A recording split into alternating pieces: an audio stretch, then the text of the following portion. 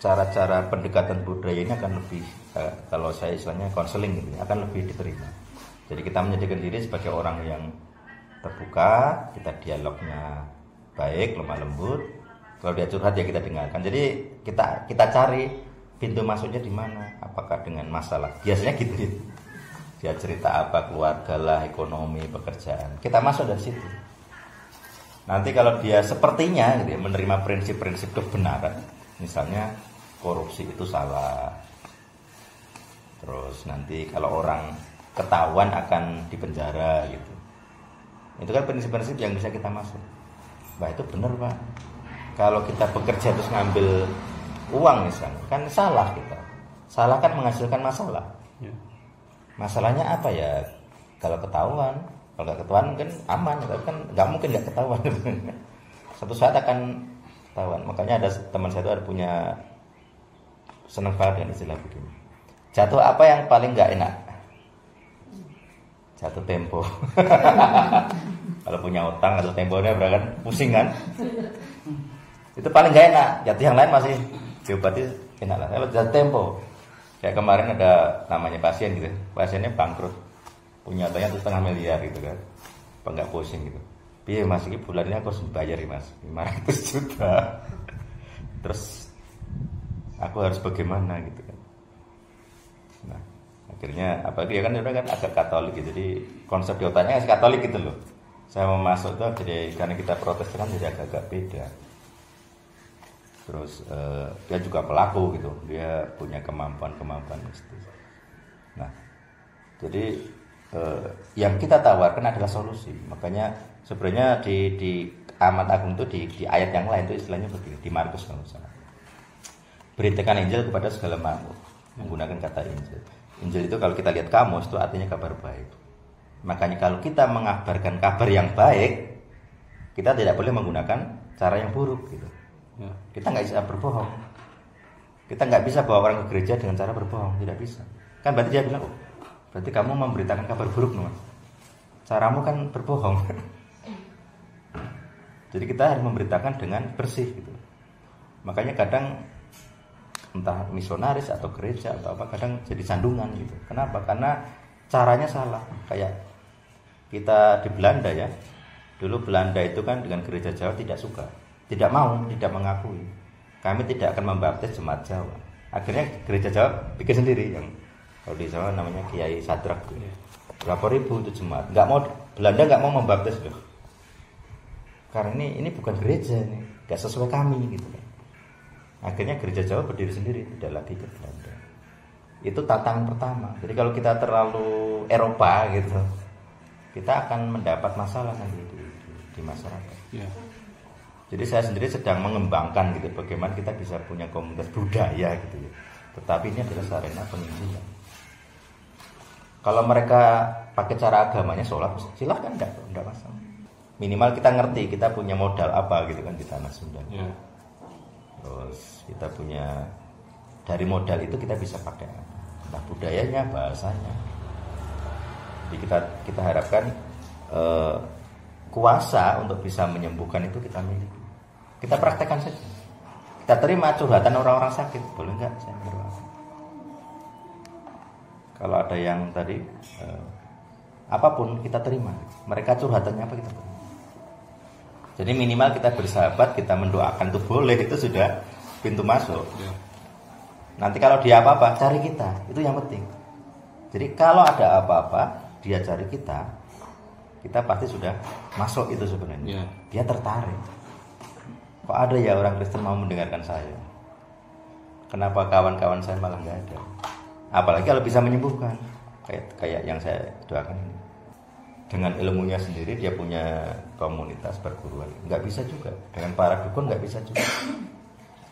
Nah makanya ini saya pikir cara kita tuh sudah tersedia. Muridkanlah segala bangsa. Kalian diberi kuasa gratis, menyembuhkan, membangkitkan orang mati, menahirkan orang kusta, mengusir setan. Jadi jangan takut dengan setan. Jadi Solo tuh ada, saya agak miris. Jadi ada jemaat pindah dari Sunda, aku lupa daerah mana, Ciapa gitu kan. Dia bilang Kenapa pindah Bu ke Solo? Mas, gerejanya bubar. Lah, kenapa bubar? Disantet. Pendetanya dan seluruh jemaat pindah. Kalau di demo Laskar kan mending ya, agak terhormat. Disantet itu sakit-sakitan gitu gejalanya. Akhirnya pindah dari Sunda ke Jawa. Wah, mengerikan. Artinya kan padahal kita punya kuasa gitu loh, usirlah setan-setan. Ini malah usir setan. Takut disantet gitu. Makanya ini saya pikir entah pemahamannya yang nggak ngerti atau bagaimana prakteknya gitu ya, tetapi yang jelas kita menyediakan, kita punya kuasa. Yes. Jadi kalau kita punya kuasa ya kita pakai. Baik, saya rasa itu cukup. Semoga kita bisa memahami dan praktek. Jadi kalau saya sendiri awalnya ya praktek aja. Jadi karena saya bilang tadi saya agak alergi namanya karunia gitu kan. Kalau belajar kitab kan ada datanya gitu, baca gitu kan jelas gitu. Tapi kalau karunia, kalau kuasa kan ya gimana membuktikannya gitu kan. Tapi begitu saya masuk terjun membawa jiwa gitu, muncul sendiri tuh. Saya bisa berbahasa roh, saya bisa mengartikan. Kadang di situ-situ saya berbahasa roh, ngerti itu dosanya ini gitu, ngerti. Tanpa sadar kadang ngomongin, makanya kadang sering saya rekam ya.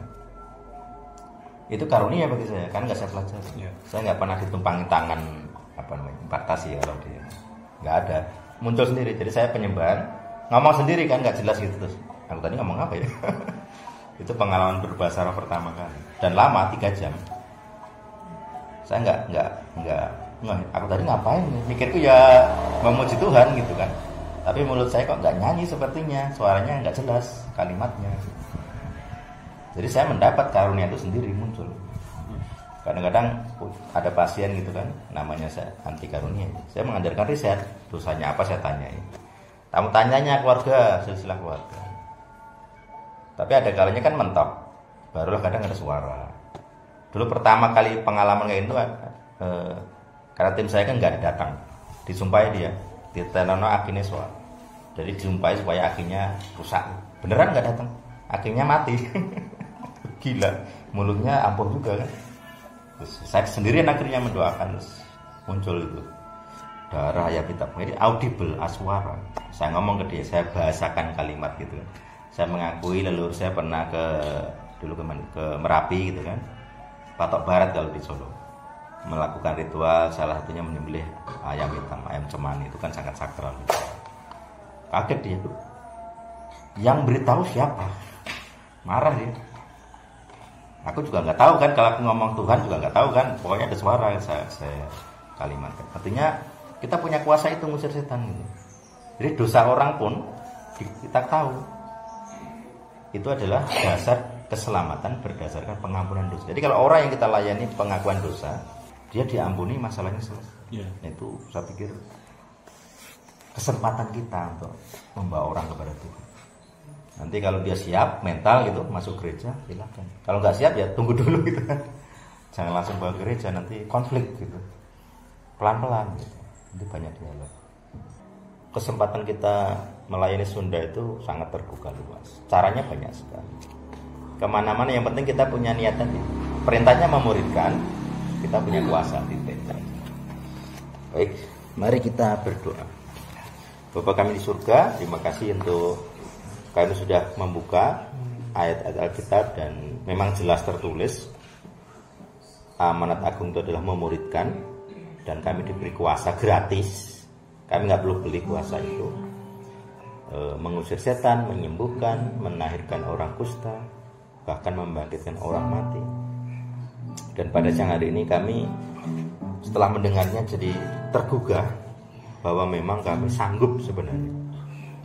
Kami diberi kesanggupan untuk bersaksi, memuridkan, mendidik orang, mengajar orang, dan kuasa itu gratis. Karena itu pada hari ini kami bersedia dimuridkan yang pertama. Kami bersedia mengaku dosa-dosa sebagai dasar keselamatan, dan hal inilah yang kami tularkan kepada orang-orang lain. Kami akan mengajak mereka mengakui kesalahan, dan kami akan menjadi agen, kami akan menjadi orang-orang yang menyatakan pengampunan. Kalau karena kamu sudah pengakuan dosa, maka kamu berhak diampuni, dosamu diampuni, maka masalahmu selesai. Yang sakit disembuhkan, yang bangkrut dipulihkan keuangan. yang nggak bisa kerja dipulihkan, yang cacat bisa jalan lagi, bahkan yang mati bisa bangkit. Ini kuasa yang kita miliki dan ini gratis. Karena itu biarlah Tuhan sendiri yang mengajar kami bagaimana melakukannya. Engkau berikan pemahaman dalam pikiran kami, Engkau berikan cara di dalam mulut kami untuk berbicara. Karena kami bukan siapa-siapa, kami bukan para ahli bahasa, kami bukan ahli-ahli khotbah, kami bukan para pengajar yang pinter gitu, menangani beragam orang, tapi Engkaulah Tuhan yang menjadi guru kami. Roh Tuhan, Roh Kudus yang berada di dalam setiap kami yang menjadi pengajar, supaya hidup kami ini berbuah, tidak hanya menjadi atau menikmati jadi orang Kristen, tetapi kami menghasilkan jiwa dan menjalankan wasiat terakhir, yaitu amal. Terima kasih, kami menyerahkan hidup kami masing-masing dan juga seluruh jemaat di tempat ini. Biarlah setiap kami benar-benar menghasilkan jiwa bagi Tuhan, membawa orang kepada Tuhan.